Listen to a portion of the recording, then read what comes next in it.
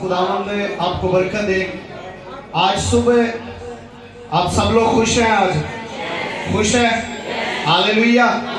तो खुदावंद के जलाल के लिए जोरदार तालियां बजाइएगा कि हमारा खुदा हमारे दरमियान में मौजूद है और हम उसकी मौजूदगी के लिए खुदा की शुक्रगुजारी करते हैं, हालेलुया।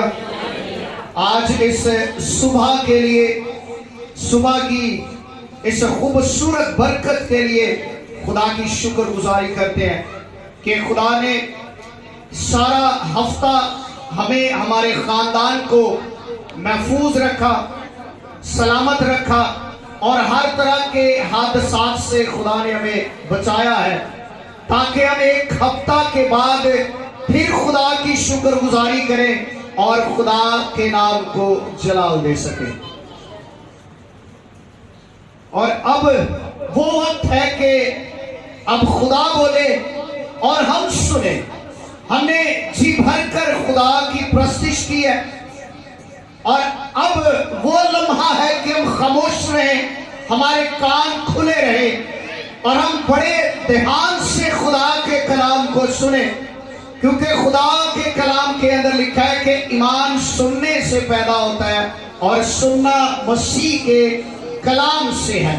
जब हम खुदा के कलाम को सुनते हैं तो फिर हमारे अंदर ईमान की कुव्वत पैदा होती है, ईमान की ताकत पैदा होती है, ईमान बढ़ता है, हमारा ईमान जिंदा होता है जब हम खुदा के कलाम को सुनते हैं। Hallelujah, hallelujah. आप सब लोग तैयार हैं खुदावन का कलाम सुनने के लिए? आप सब लोग तैयार हैं? यहाँ पर कितने लोग जानते हैं कि आज का हमारा कलाम का जो टॉपिक है वो क्या है? क्या है? क्या है? गिविंग है, यानी देना, यानी देने के तल्लक से आज हम खुदावंद के कलाम में से सीखेंगे। और ये जो देना है, ये अक्सर औकात हम इसके बारे में, बहुत सारे लोग खानदान है जो इसके बारे में किसी गलत फहमी का शिकार होते हैं और वो ये समझ नहीं पाते कि मैं दे क्या रहा हूं और इस देने की बरकत क्या है। यानी मैं जो बीज बो रहा हूं, मैं जो काम कर रहा हूं, इस काम के बेनिफिट्स क्या है, मुझे क्या बरकतें मिलेंगी और मैं अगर दे रहा हूं तो कौन सी जगह पर है, ये जानना हमारे लिए बड़ा जरूरी है। क्योंकि आपका जो रुपया पैसा है वो एक खुदा की तरफ से बरकत है, ब्लेसिंग है, और आप अपनी ब्लेसिंग को दूसरों तक कन्वर्ट करते हैं। जब ब्लेसिंग आती है दूसरे पर, तो याद रखें हमें इस बात का पूरा अंदाजा और समझ होनी चाहिए कि क्या मैं जो दे रहा हूं खुदा के घर में, क्या ये तरीका ठीक है, क्या ये जगह ठीक है जहां पर मैं कर रहा हूं, ये जानना बहुत जरूरी है। बहुत सारे लोग हैं जब भी वो खुदा के घर में देते हैं तो अले लो जी ठीक है जी, लिख दो, बस लिखो या ना लिखो सानू नहीं पता। यानी ये आपकी बरकत है, आपका पैसा है और आपको इस बात के बारे में जानना जरूरी है। और आज हम खुदावंद के कलाम में से इस देने के तल्लक से सीखेंगे कि क्या आज तक मैं जितना रुपया पैसा, जितनी अपनी आमदन, अपने रुपए पैसे, अपने हिस्से में खुदा को देता रहा हूं, क्या मैंने आज तक ये मेरा तरीका ठीक था या मेरी जगह की सिलेक्शन ठीक थी जिस मैंने जगह का चुनाव किया है? आपको पता है कि बीज अगर जरखेज जमीन के अंदर ना बोया जाए तो वो फलदार साबित नहीं होता, वो फ्रूट नहीं देता और वो जड़ नहीं पकड़ता, क्योंकि उसकी जगह ठीक नहीं है। और इसीलिए बीज को हाथ में लेकर जो बोने वाला होता है वो पहले जगह का इंतखाब करता है। अपने बीज को हाथ में लेकर जो बोने वाला है वो जगह का इंतखाब करता है और ये पाकिस्तान के कलीसियाओं के अंदर बहुत सारी गलत फहमियां हैं। और मैं इस बात पर ईमान रखता हूं कि अगर आज आप इस कलाम को पूरे तौर से सीख जाएंगे, समझ जाएंगे, तो फिर आप कभी गलत बीज नहीं बोएंगे, गलत जगह पर गलत तरीका से नहीं बोएंगे। और याद रखें, पाकिस्तान के अंदर दो तरीका के साथ बाइबल मुकद्दस के अंदर बयान किया गया है। एक है लेना और एक है देना। एक है लेना और एक है देना। और आज हम जिस बात पर, जिस मौजू पर बात करेंगे वो है देने के तल्लुक से, कि देने के तल्लुक से। और ये जो लेना है, ये अक्सर औकात हम अपनी उजरत लेते हैं, हमें कोई शख्स आकर बख्शिश देता है, या हम किसी से कर्जा लेते हैं या किसी से उधार लेते हैं। लेकिन याद रखें, इनके अंदर वो ब्लेसिंग, वो बरकत नहीं है। अगर लेने के अंदर ब्लेसिंग होती तो आज पाकिस्तान सबसे ज्यादा अमीर होता, क्योंकि पाकिस्तान सबसे ज्यादा लेता है। अगर लेने के अंदर बरकत होती तो आज सबसे ज्यादा अमीर जो है वो पाकिस्तान होता, पाकिस्तानी कलीसिया होती। क्यों? पाकिस्तानी कलीसिया लेने पर इत्तेकाद करती है, लेने पर भरोसा करती है।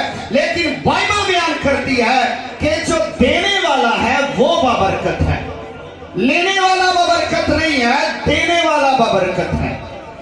और याद रखें, जब हम इन चीजों पर गौर करते हैं तो आज आप देखें, फॉरेनर्स हमसे आगे क्यों हैं? फॉरेनर्स आज हमसे आगे क्यों हैं? फॉरेनर आज हमसे जोरावर क्यों है? और याद रखें, उनका वो लेते नहीं है बल्कि देते हैं। वो क्या करते हैं? उन्होंने अपने बच्चों को सिखाया है, उन्होंने अपने बच्चों को ये तालीम दी है कि देना है, बीज बोना है, छोटे से बच्चे को सिखा दिया गया है। और यही वजह है कि आज वो दे रहे हैं और उनके पास कम नहीं हो रहा है। और पाकिस्तानी कलीसिया ले रही है लेकिन ज्यादा नहीं हो रहा है। वजह क्या है? ब्लेसिंग कहां पर है? ब्लेसिंग लेने में नहीं है, ब्लेसिंग देने में है। Hallelujah, hallelujah. आज हम इस बात को बड़े गौर से सीखेंगे। आए मेरे साथ निकाले कलाम खुदा में से रसूलों के अमाल है, खुदावन के कलाम में से रसूलों के अमाल की किताब है, उसका 20वां बाब है और उसकी 35वीं आयत को हम तलावत करेंगे। रसूलों के अमाल की किताब है, उसका 20वां बाब है और उसकी आयत नंबर 35 को हम तलावत करेंगे। ये आज की हमारी मरकजी आयत होगी, जिस आयत पर हम बात करेंगे, सीखेंगे खुदावन के तौलक से, खुदावन के कलाम के तौलक से। रसूलों के अमाल है, उसका 20वां बाब है और उसकी आयत नंबर 35 नंबर आयत को हम तलावत करेंगे। और मैं चाहूंगा कि मुबश्शिर सुहेल जो है वो इस हवाले को हम सबों के लिए तलावत करें। रसूलों के अमाल उसका 20वां बाब है और उसकी आयत नंबर 35 को हम तलावत करेंगे। खुदा उनके जिंदा कलाम में यूं लिखा है, मैंने तुमको सब बातें करके दिखा दी कि इस तरह मेहनत करके कमजोरों को संभालना। और खुदा यीशु की बातें याद रखना चाहिए कि उसने खुद कहा, देना लेने से मुबारक है। आमीन, आमीन, आमीन। अभी हमने खुदावन के कलाम में से सुना है कि यहां पर खुदा का बंदा मुकद्दस पौलुस रसूल जो है वो इफिसस के लोगों को ताकीद कर रहा है, उन्हें सिखा रहा है, उन्हें बता रहा है और उन्हें कह रहा है कि मैंने जो काम मैं तुम्हें बता रहा हूं ये मैंने खुद भी किया है, ये मैंने खुद भी किया है और तुम्हें इसलिए सिखा रहा हूं, तुम्हें ये बता रहा हूं कि मैं पहले इस बात का अपनी जिंदगी के अंदर प्रैक्टिकल कर चुका हूं, मैं इसको कर चुका हूं और अब मैं तुम्हें यीशु मसीह की तालीम दे रहा हूं। मैं तुम पर यह हुक्म जारी नहीं कर रहा, मैं तुम पर इस बात को नहीं थोप रहा हूं। यानी जो बात आज हम सुन रहे हैं, सीख रहे हैं, ये खुदा का कलाम है।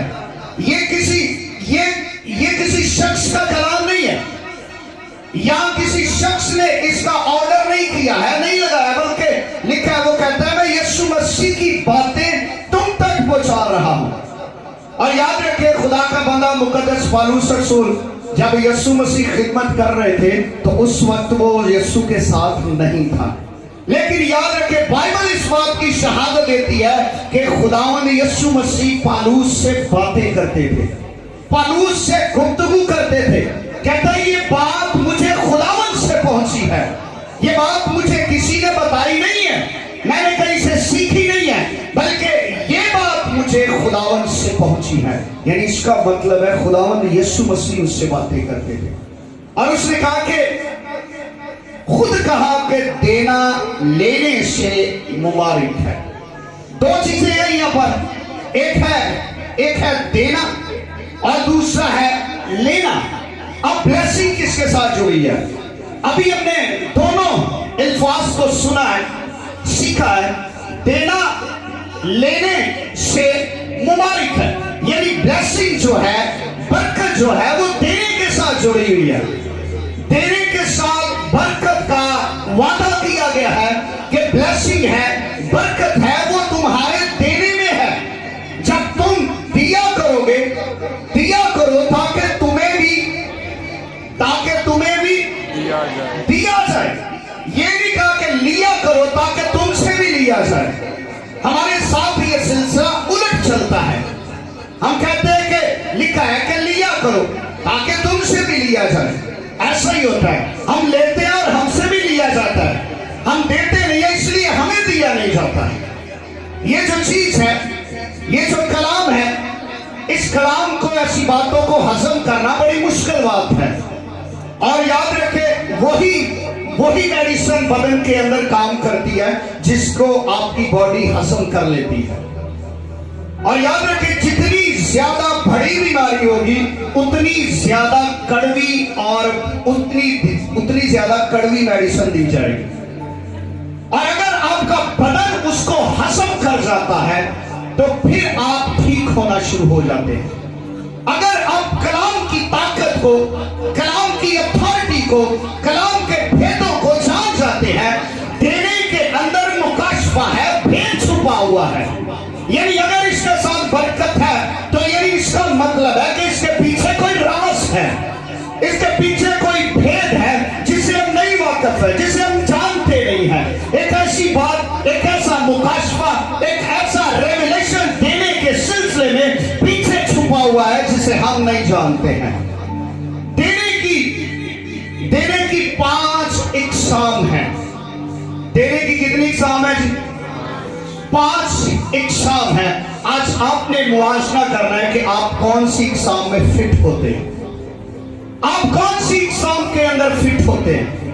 5 इकसाम है जिसके तरीका से दिया जाता है, और बाइबल मुकद्दस के अंदर ही आज हम इन बातों को सीखेंगे कि पहली इकसाम जो है वो है दायकी के तौलक से।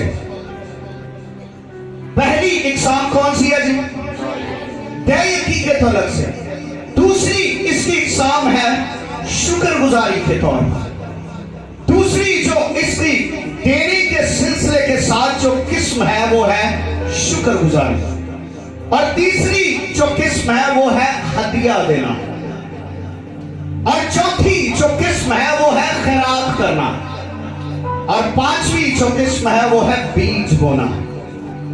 बीज बोना। अब इन 5 बातों में से हम सीखेंगे कि मैं क्या करता हूं। मैंने आज तक अगर मैंने खुदा के घर में दिया है तो मैं कौन सी कैटेगरी के अंदर फिक्स होता हूं, मैंने कौन से तरीका से दिया है, या मैं किसी गलत फहमी का शिकार हूं, या मैं किसी गलत फहमी के अंदर मारा ना चाहूं कि मैं ये दे रहा हूं पता ही ना चले जी मैं। यानी जो देंगे उसकी बरकत वापस रिटर्न होगी आपको। यानी इन सारी 5 अक़साम के साथ बरकत भी अलग अलग जुड़ी हुई है, ब्लेसिंग भी इनकी अलग अलग है, इन सब की ब्लेसिंग्स एक नहीं है, इनकी ब्लेसिंग्स अलग है, इन पांचों का तरीकाकार अलग है और इन पांचों की जगह भी डिफरेंट है जहां पर जाकर ये बोलना है। इन चीजों के अंदर पहली इकसान है दायकी के तौलक से हम सब जानते हैं। यहां पर कितने लोग हैं जो लोग दायकी के तौलक से जानते हैं? हम सब जानते हैं, सब जानते हैं, जिन्होंने हाथ थले भी जानते हैं। हम सब जानते हैं दायकी के तौलक से हम सुनते हैं और बेशुमार हमने इस बात को, इस कलाम को सुना है, सीखा है, समझा है कि जो दायकी का सिलसिला है ये हमारी कमाई का 10वां हिस्सा होता है। ये जी कौन सा हिस्सा होता है हमारी कमाई का? हमारी कमाई का यानी वो आपका हर एक सोर्स जो है जिससे आप अपनी इनकम को अर्न करते हैं, उसका 10% जो है वो खुदा के लिए है, उसका 10% जो है वो खुदा के लिए है। अब इसकी जो बरकत है, इसकी बरकत आसमानी बरकत है। इसके साथ दायकी के साथ जो वादा है, दायकी के साथ जो ब्लेसिंग है जो जुड़ी है, इसके साथ जो बरकत जुड़ी है, यानी इसका मतलब है कि आसमानी बरकत, इस ब्लेसिंग, इस देने के साथ जुड़ी हुई है। इसका मतलब है कि बाइबल बयान करती है, मिलाकी 3 बाब की 10वीं आयत के अंदर लिखा है कि अपनी पूरी दायकी जखीरा खाना में लाओ। तरीका क्या है जी? पूरी दायकी लानी है। कौन सा तरीका है जी? पूरी दायकी। और लानी कहां पर है? जखीरा खाना के अंदर लानी है, जहां से आपको खुराक मुहैया की जाती है, जहां से आप खुराक लेते हैं, जहां पर आपकी नशोनुमा होती है, जहां पर आप खुदा के कलाम को नोश करते हैं, जहां पर आपको रूहानी ग़िज़ा दी जाती है, जहां पर आपको रूहानी फूड दिया जाता है, आपको ये दायकी का जो 10% है ये वहां पर लाना है। मैंने ऐसे बहुत सारे लोगों को देखा है, वो अपनी दायकी के टोटे कर देते हैं, हिस्से कर देते हैं। जी दायकी है 5000, 2000 एस पादरी को देता, 2000 उन्होंने देता, 2000 उन्होंने। ये आपकी दायकी नहीं है, याद रखें, ये आपकी दायकी नहीं है। आज इस बात को सीखें कि दायकी क्या है और मैं क्या कर रहा हूं। लिखे पूरी दायकी, ना उससे कम। अब ये नहीं है कि अगर आपको पूरी दायकी, अगर आपके 2 रुपया भी उसमें कम है तो आपकी पूरी दायकी खुदा के हजूर में नहीं गिरी जाती है। और आज तक हम सोचते हैं जो मेरी सैलरी है मैं उसी का सिर्फ 10% देता हूं, और अगर और कोई मेरा सोर्स है जिससे मैं इनकम को अर्न करता हूं, मुझे वहां से पैसे आते हैं, उसका क्या लिखा है कि हर एक चीज के अंदर, और खुदा का वादा याकूब कहता है जो कुछ तू मुझे देगा, और जरूर है कि मैं उसका 10वां हिस्सा तुझे दिया करूं। यानी भेड़ बकरियां माल दौलत, जो कुछ तू मुझे देगा मैं जरूर है कि उसका 10वां हिस्सा खुदा मैं तुझे दिया करूं। यानी दायकी के साथ जो बरकत है ये रूहानी बरकतें, आसमानी बरकतें आप पर नाज़िल होती है। अगर आप पर आसमान नहीं खुला है, अगर आपके खानदान के अंदर रूहानी बरकतों का नासूल नहीं है, अगर आपके खानदान पर रूहानी बरकतें नहीं है, तो इसका मतलब है कि आपकी दायकी जो है वो पूरी नहीं है। आपकी दायकी पूरी नहीं है, आप खुदा के कलाम को पूरा नहीं कर रहे, तो फिर हम कैसे तवक्को कर सकते हैं कि खुदा अपने कलाम को पूरा करे? हम कोशिश ये करते हैं कि जान छुड़ाई जाए, जैसे भी छुड़ाई जानी, तरीकाकार किया जाए, कोई बात नहीं है। दायकी पूरा 10% जो है वो आपकी दायकी के अंदर शामिल होता है। और कुछ लोग सवाल करते हैं कि दायकी तो पुराने अहदनामे की है, नए अहदनामे में तो है ही नहीं है, तो फिर पादरी साहब तुसी को मांग रहे। अगर इस बात पर भी आ जाए, अगर इस बात पर भी आए, अगर इस टॉपिक को छेड़ेंगे तो ये बहुत सारा लंबा होगा। इस बात पर भी आए, पुराने अहदनामा के अंदर 10% है और नए अहदनामा के अंदर 100% है। और आप लोग उड़ा रहे हैं, 100% आप लोग कैसे पे करेंगे? 100% कैसे खुदा को देंगे? एक बड़ा जशीला और खूबसूरत नौजवान यीशु मसीह के पास आया और वो आकर यीशु मसीह से कहने लगा कि यार उस्ताद तू नेक है। तो उसने कहा तू मुझे नेक क्यों कहता? नेक तो एक ही है, वो खुदा है। तो उसने कहा उस्ताद मैं क्या करूं कि मैं हमेशा की जिंदगी पाऊं? उसने कहा जाकर हुक्मों पर अमल कर, खुदा के कलाम को पूरा कर। उसने कहा कि खुदा ये तो मैं बचपन से ही करता हुआ आया हूं, मैं बचपन से करता हूं क्योंकि मेरे माँ बाप ने मुझे सिखाया है। मेरा खानदान यहूदी है और मेरी पैदाइश जो है वो यहूदी खानदान के अंदर है। इसका मतलब है मैं बचपन से ही खुदा तेरे कलाम को, तेरी शरीयत को, इन बातों को सीख रहा हूं। तो फिर बाइबल में पता क्या लिखा है? लिखा है यीशु मसीह को उस पर तरस आया। किस पर? उस नौजवान पर। और यीशु ने कहा कि अच्छा अब मैं तुझे हकीकत बात बताता हूं, जा अपना सारा कुछ बेचकर गरीबों को दे दे, तुझे आसमान पर खजाना मिलेगा। तो क्या हुआ? वो भाग कर गया, उसने अपना सब कुछ बेच दिया और कहता है खुदा मुझे खजाना चाहिए। ऐसा था? ऐसा था? ऐसा नहीं था। लिखा है वो मायूस होकर, गमगीन होकर चला गया क्योंकि वो अपना 10%, 100% खुदा को नहीं देना चाहता था। बाइबल बयान करती है कि ऊंट का सुई के नाके से गुजर जाना ये आसान है, लेकिन दौलतमंद का खुदा की बादशाही में दाखिल होना ये नामुमकिन है। यानी इसका मतलब है उसका दिल, उसकी सोच, उसका ख्याल, उसका इरादा, उसकी वर्शिप का सोर्स ही उसकी दौलत है। उसने कहा कि तू खुदा की बादशाही में दाखिल नहीं हो सकता।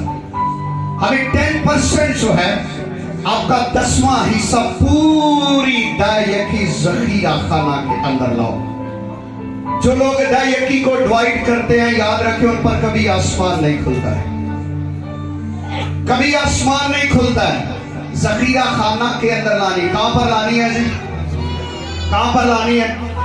जखीरा खाना कहां पर है? जहां पर खुराक मिलती है। जहां पर क्या होता है जी? जहां पर क्या मिलती है? खुराक का सोर्स है। जैसे आप खुराक लेते हैं, आपका पेट भरा जाता है, आपको रूहानी गुज़ा के साथ आपको लबरेज किया जाता है और आप खुदा के कवानीन से आश्कारा होते हैं, खुदा के भेदों से आश्कारा होते हैं। जहां पर खुदा अपना भेद, अपना कलाम, अपने मुकाशफे और वहां पर आप पर नाज़िल करता है, वहां ज़खीरा खाना है। यानी अपनी पूरी दायकी जो है कहां पर लानी है? यानी अगर आप इस बात को समझ जाएं तो फिर आसमान खुलेगा। उसने कहा जब तू मेरे हजूर में लाएगा तो मैं क्या करूंगा? मैं आसमान के दरीचों को खोल दूंगा। किसके लिए? तेरे लिए, क्योंकि तू 10% खुदा को लाया है। जब आप खुदा के हजूर में 10% लाते हैं तो आपके जो 9 हिस्से हैं वो सिक्योर हो जाते हैं, वो महफूज हो जाते हैं। खुदा एक हिस्सा लेकर अपने 9 हिस्सों की हिफाजत करता है। खुदा आपके 9 हिस्सों को महफूज करता है।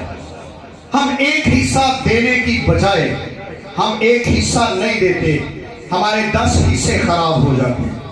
फिर पता की होता है उसके अंदर, फिर वो कभी बिल ज्यादा आ गया, कभी बच्चा बीमार, कभी फ्रिज खराब, कभी कुछ कभी इंज ते कभी उंज, इधर भी लागे उधर भी लागे। फिर कहते ओहो जे कहते मैं गिरजे दे देना तो फिर आ मैं खर्चा किवें पूरा करना सी। हम अपने लिए गड़े खुद खोदते हैं क्योंकि हम देते नहीं हैं, थैली के अंदर सुराख कर लेते हैं। इसका मतलब है कि आसमानी खजाने हम पर नाज़िल नहीं होते हैं। जब तक पूरी दायकी ज़खीरा खाना के अंदर नहीं आएगी, आसमान नहीं खुलेगा। ये 100% है, इसके साथ वादा है।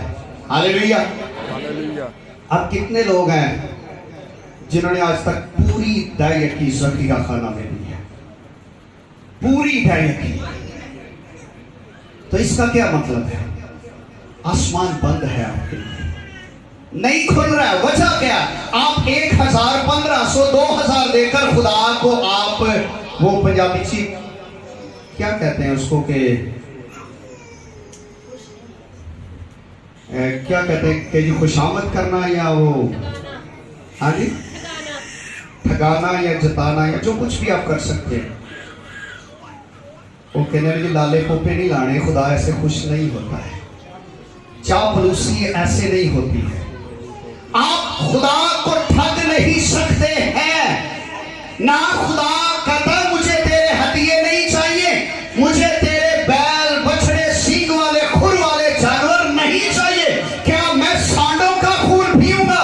क्या मेरे लिए यही है? बल्कि वो कहता है कि ज़किया खाना मिला, इससे मैं तेरा इम्तिहान और तू मेरा इम्तिहान करना के देखना क्या खुदा आसमान के दरीचे खोलता है कि नहीं। दरीचे तभी खुलेंगे जब आपका दिल खुलेगा, जब आप 10% खुदा के हुजूर में लाएंगे पूरे तरीका से। Hallelujah, hallelujah, hallelujah. आज तक याद रखो, जिन्हें मुझे पैसे दिते हुए जो तो अपने जेब च ख्याल रख रहे हैं कि मैं दई यकी दे रहा है, वो गलत फहमी का शिकार कर। वो पूरे, अगर किसी ने 10 रुपये भी घट देते हैं ना, तो फिर उसकी दई यकी नहीं गिनी जाएगी। याद रखें, वो दई यकी नहीं है।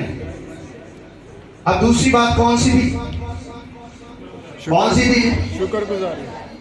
दायकी के साथ कौन सी बरकतें आती हैं जी? कौन सी आती हैं? दायकी के साथ कौन सी बरकतें आती हैं? आसमानी बरकतें हासिल होती हैं। अब आप कहें जी मेरी 10,000 सैलरी है या 20,000 सैलरी है, तो मैं 1,000 खुदा को दूं और खुदा को कहें कि उत्तों की कुंडी खोल दे, थोड़ी जी खुलनी, वो 2,000 नहीं खुलनी है। फिर वो सदा इंडी की खिड़की खोल दे जिन्हें ना चलो शायद कोई खतरा आई जाए थले। पूरी दयकी पूरा आसमान खुलेगा। हालेलुया, आमीन। अब आगे है शुक्रगुजारी। कौन सा जी? शुक्रगुजारी। शुक्रगुजारी जो है, इसके साथ जो बरकतें जुड़ी हुई हैं वो आपकी खानदानी बरकत जुड़ी हुई है। इसके साथ आपकी खानदान की बरकतें जुड़ी हुई हैं। और याद रखें, और ये भी सबसे बड़ी प्रॉब्लम है कि शुक्रगुजारी जो है ये खानदानों के अंदर बहुत कम होती है। शुक्रगुजारी को हमने सिर्फ यही समझा खुदा कोई मौजज़ा करेगा, खुदा कोई बड़ा काम करेगा, खुदा मेरे मकान की छत डलवाएगा, खुदा मुझे गाड़ी लेके देगा तो शुक्रगुजारी करूंगा, तो मैं काम करूंगा। यानी हमारी निगाहें जो है वो किसी और सोर्स की तरफ है। याद रखें, शुक्रगुजारी जो है ये आपकी खानदानी बरकत को बहाल रखती है। आपके खानदान के अंदर से बीमारियां, परेशानियां, मुसीबतें, मुश्किलें, लड़ाई झगड़े, नफरतें, कदूरतें, ये जो है ये शुक्रगुजारी आपके खानदान से खत्म करवाती है। ये खानदानी बरकत है। यर्मिया के सहीफे के अंदर लिखा है कि उनके अंदर से शुक्रगुजारी करने वालों की आवाज आएगी तो मैं उनको अफजाइश बख्शूंगा। वो थोड़े नहीं होंगे बल्कि बढ़ेंगे, वो फ्रूटफुल होंगे और ज्यादा बढ़ेंगे। उनका खानदान ब्लेस्ड होगा, उनकी बीवी, उनके बच्चे, उनका खानदान ब्लेस्ड होगा। उसकी बीवी जो है वो उसके लिए उसके घर के अंदर मेवादार ताक की मानत होगी, उसके बच्चे शतू के पौधों की मानत होंगे। और याद रखें, ये ब्लेसिंग जो है ये खानदान के अंदर डिलीवर है। हमारे खानदान के अंदर अगर लड़ाइयां, झगड़े, नफरतें, कदूरतें ये खत्म नहीं हो रही, तो प्रॉब्लम है कि घर में शुक्रगुजारी नहीं हो रही है, नहीं हो रही है शुक्रगुजारी। शुक्रगुजारी ये नहीं कि देर पकाओ तो फिर ही शुक्रगुजारी होती है। हर खानदान को अपने घर के अंदर महीने में एक बार खुदा की शुक्रगुजारी करनी चाहिए। खुदा मेरे खानदान पर तेरा फजल रहा, मेरे खानदान पर तूने अपनी प्रोटेक्शन रखी, अपनी मुहाफजत रखी है, सलामती रखी है। और ये शुक्रगुजारी जो है ये खानदानी बरकत को लाती है। दायकी जो है वो आसमानी बरकत को लाती है। और शुक्रगुजारी किनको लाती है जी? किनको लाती है? बोलो सही करा, किसको लाती है? खानदानी बरकत को। हमारे खानदान के अंदर खुदा हमारे बच्चों को बरकत देता है, खुदा हमारी नस्ल को बढ़ाता है, खुदा हमारी नस्ल को सरफराज करता है, खुदा हमारे जॉब पर, हमारे काम पर, हमारी एजुकेशन पर, खुदा हमारे हर काम पर खुदा खुद वॉच करता है। क्यों? क्योंकि वो उसकी शुक्रगुजारी करता है। जब उसने आदम को बनाया तो उसने कहा कि बढ़ो फलो और जमीन को मामूरो महकूम कर दो। उन्होंने कहा वदो बढ़ो, हुकूमत करो, अथॉरिटी करो। क्यों? क्योंकि मैं तुम्हें वॉच कर रहा हूं, मैं तुम्हारे खानदान का लीडर हूं, मैं तुम्हारे खानदान पर मैंने अपना हाथ बढ़ाया हुआ है। तुम बढ़ो, हुकूमत करो, अथॉरिटी करो, बढ़ो, खुदा तुम्हें बरकत दे, तुम्हारे खानदान सरफराज हो। लेकिन याद रखें उन्होंने क्या किया, उन्होंने शुक्रगुजारी के बजाय एक तीजा घर चवाड़ लिया और लैके की आया सी, सेब लैके आया सी। बीबियां को फ्रूट वाला वैसे मेहमान आ जाए तो बड़ा चंगा लगता है कि कोई फ्रूट लैके वैसे मेहमान आ जाए ना तो बड़ा चंगा लगता है। फिर मुंडे को एवं गाला कटिया, बिस्कुट लैके केक चंगे ले आई, इधर फ्रूट लैके आया तेरा मामा है, चाचा है, ताया है, किहड़ा फ्रूट लैके आया, तो जो फ्रूट ना लिया फिर चाह बना आप पिला दे, बस ठीक है। तो शैतान भी फ्रूट ही लेकर आया। तो उन्हें कहा सी बीबी देखते सही कितना खूबसूरत फल है, फ्रूट है। तो उन्हें कहा अच्छा फ्रूट से अगे बड़ा महंगा आया है। शुक्रगुजारी हमारे खानदान को सरफराज करती है, हालेलुया, बढ़ाती है। अब तीसरी बरकत जो है वो, अब आप देखें आपने कैसी शुक्रगुजारी करवाई है, कब तक करवाई है। शुक्रगुजारी ये नहीं होता कि आप बहुत बड़ा खाना बनाए तो देगे बनाए तो फिर शुक्रगुजारी। आप खुदा के खादमों को घर में बुलाकर ठंडा पानी पिलाएं, यही खुदा आपको खुश करेगा, खुदा आपको सरफराज करेगा, खुदा आपको बाबरकत बनाएगा। लेकिन हमारे दिल के अंदर क्या होता है, साढ़े मसाए ने उन्होंने गोश्त खवाया सी, अच्छा मेरे को पैसे हो लैते, मैं नाल वड्डा भी पकावांगे तो फिर पार्टियां बुलावांगे, उन्हें यह पकाया सी, मैं यह खवाया भाई साहब। याद रखें ऐसी चीजों से खुदा खुश नहीं होता है। घर में बुलाएं, आपके यहाँ पर ऑनर है, यहाँ पर इज्जत है, तो खुदा खादम ठंडा पानी पी लेगा तो खुदा आपको बरकत देगा। Hallelujah, hallelujah. तीसरी बरकत है हदिया देने की। ये पोशीदगी का मामला है। ये मामला कौन सा है जी? पोशीदगी का मामला है। और खुदा के कलाम के अंदर लिखा है पोशीदगी में हदिया देना जो है वो कहर को क्या करता है? ठंडा करता है। किसके कहर को ठंडा करता है? किसके कहर को ठंडा करता है? खुद। इसका मतलब है कि खुदा जो है वो गज़बनाक भी होता है, खुदा अपने कहर को भी उड़ेलता है, खुदा अपने उस गुस्से को भी उड़ेलता है।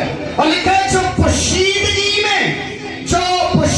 में हदिया जो है, इसके अंदर कोई रकम कमिटमेंट नहीं है कि आपने इतना देना है, इतनी देनी है, इतना काम करना है।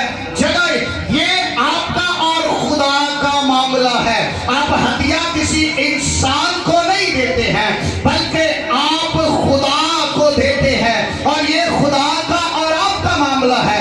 लिखा है वो तेरा बाप जो तुझे पोशीदगी में देखता है वो तुझे बदला देगा। जिसके हाथ में आप पैसे दे रहे हो वो तुम्हें बदला नहीं देगा, वो इस हदिये का अजर नहीं देगा, क्योंकि जहां पर आप मोहताज है वो भी इस चीज का मोहताज है। ये खुदा ने सोर्स बनाया हुआ है। हदिया आपका और खुदा का मामला है, ये किसी इंसान का मामला नहीं है। इसकी बरकत क्या है? हदिये की बरकत ये है कि खुदा जो है आपके लिए रास्ते हमवार बनाता है, रास्तों को हमवार बनाता है, लोगों के दिलों को खोलता है। अक्सर काम लोग कहने भाई साहब मैं हदिया दे गया तो मैं गया तो जाने मेरा काम हो गया। खुदा जो है ये रास्तों को हमवार बनाता है, खुदा लोगों को तैयार करता है आपके लिए। हदिया जब आप खुदा के हजूर में लाते हैं, खादमों को देते हैं, चर्च में देते हैं, तो जब हदिया लाते हैं तो हदिये के साथ खुदा लोगों के दिलों को खोलता है, रास्तों को हमवार करता है। यानी आपके लिए खुदा जहां पर आप जाने वाले हैं, जहां पर आप मिलने वाले हैं, जहां पर आप मुलाकात करने वाले हैं, जिस रास्ते पर आप जाने वाले हैं, आप सफर करने वाले हैं, आप आने वाले हैं, जाने वाले हैं, खुदा आपके रास्तों को हमवार बनाता है। खुदा आपकी हिफाजत करता है, मुहाफजत करता है, खुदा आपकी सलामती रखता है।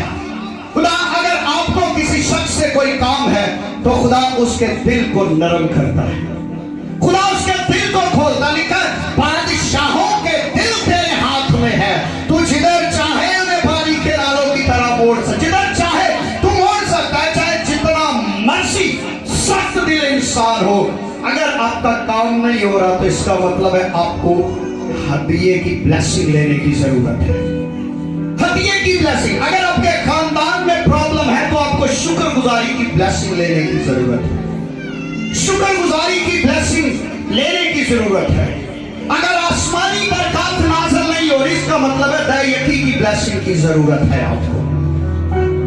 अगर आपके काम रुके हैं, आपकी प्रॉब्लम है, आपके लिए मसला है, आपके रास्ते हमवार नहीं हो रहे हैं, आपका बिजनेस स्टॉप हुआ है, आपके बहुत सारे काम रुक चुके हैं, तो फिर आपको हदिये की ब्लेसिंग लेने की जरूरत है। Hallelujah, hallelujah, hallelujah, hallelujah, hallelujah. Hallelujah. कौन सी ब्लेसिंग लेने की जरूरत है? हदिये की, हदिये की। हदिये की जो बरकत है, खुदा लोगों के दिलों को तैयार करता है आपके लिए।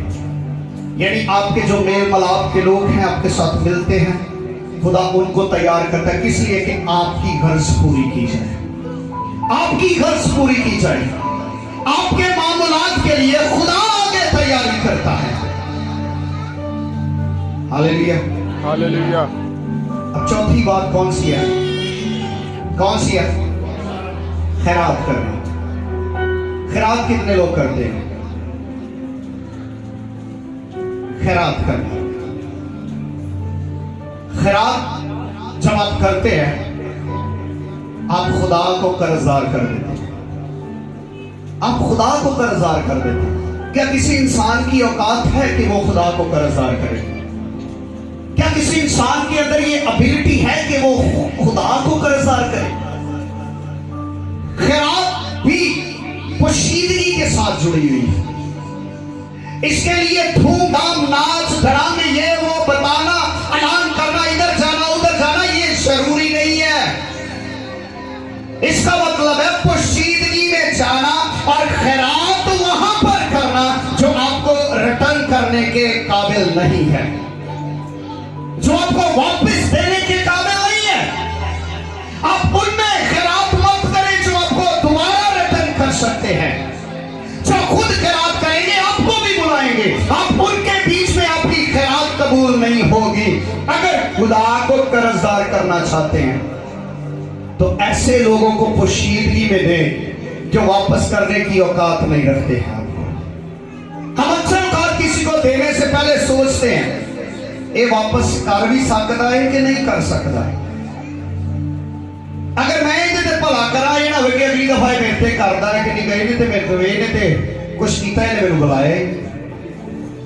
खैरात गरीब, यतीम, मस्कीन जो है, बेवाए जो है, जो तुम्हारे इलाका के अंदर, तुम्हारी कलीसिया के अंदर, तुम्हारे मुल्क के अंदर जो मौजूद हैं, जो जिनकी ये औकात नहीं है कि वो आपको वापस रिटर्न कर सके, आप जितने पैसे वहां पर इन्वेस्ट करते हैं वो आसमान से आपको रिटर्न होते हैं, वो आसमान से रिटर्न होते हैं।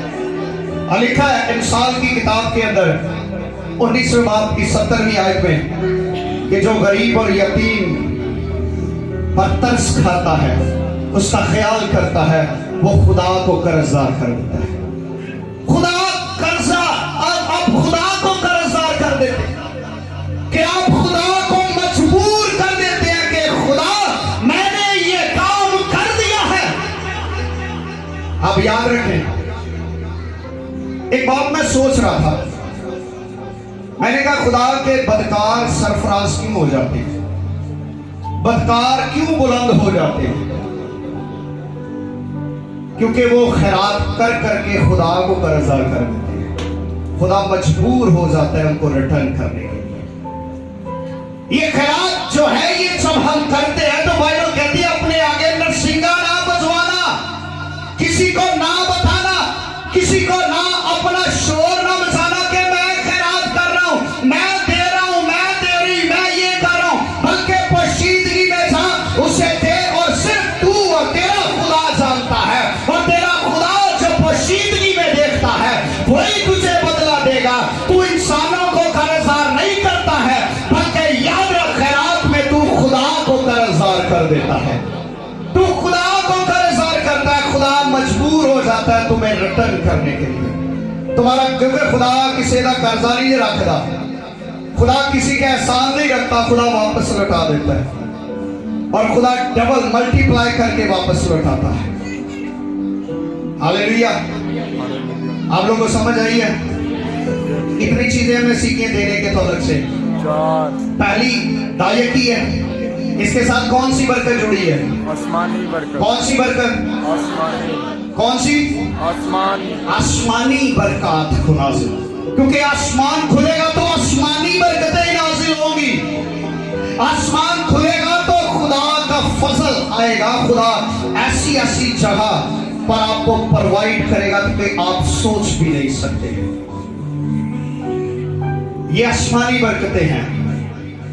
जब हम शुक्रगुजारी करते हैं, ये खानदानी बरकतें हैं हमारी। खुदा मेरे बच्चों को, मुझे खुदा बीमारियों से, परेशानियों से, कमजोरियों से, बुरे हालातों से, बुरे हादसात से, बुरे एक्सीडेंटों से, बुरी चीजों से, बुरे मसलों से, हर तरह के प्रॉब्लम से खुदा हमें महफूज रखता है। कब? जब हम खुदा की शुक्रगुजारी करते हैं। हदिया जो है वो लोगों को तैयार करता है। जब आप हदिया देते हैं ना, तो खुदा लोगों के दिलों को खोलता है, आपके लिए तैयार करता है। जब आप खैरात करते हैं, आप खुदा को कर्जदार कर देते हैं। क्या कर देते हैं? कितने लोग चाहते हैं कि मैं खुदा को कर्जदार करूं? हाथ चुको जरा, कितने लोग चाहते हैं किड्डे चला खुदा दे कर्जा चढ़ाने फिर बेटे? खुदा को कर्जदार करें, लेकिन किसी को बताएं ना कि मैंने खुदा को कर्जदार किया। पोशीदगी में करें, किसी को बताने की, जताने की, ये दो चीजें पोशीदगी की हैं, हदिया और खैरात जो है। आखिरी बरकत है वो है बीज बोना। वो कौन सी है? कौन सी है? चार की आपको समझ लग गई है? अब आपको अंदाजा हो गया होगा कि मैं कौन से डब्बे में फिट आता हूं। अंदाजा हो गया कि मैं आज तक जो दे रहा हूं, दे रही हूं, तो क्या मैं दायकी के जुमरे में आ रहा हूं, या हदिया, या शुक्रगुजारी, या खैरात के तरफ से?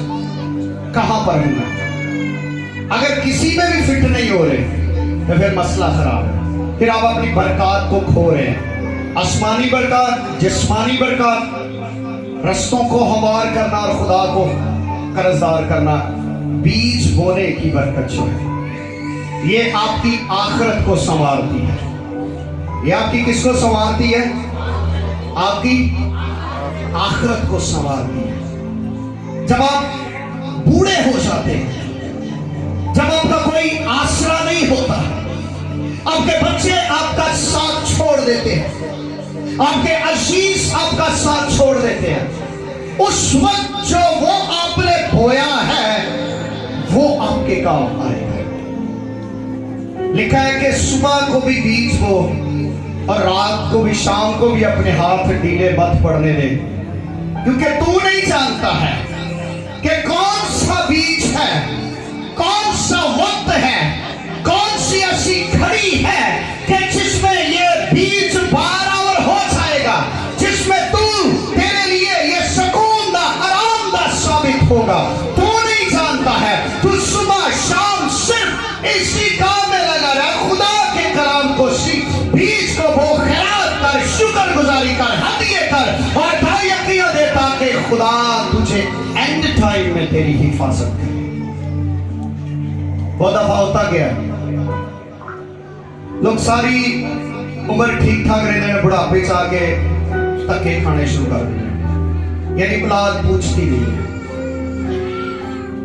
उसकी रीजन यही है कि शायद आपने सुबह को तो बोया, लेकिन शाम को आपने नहीं बोया। आपके आंसू शाम को नहीं निकले हैं, आपके आंसू शायद सुबह को निकले, लेकिन रात को नहीं आपके आंसू बहे।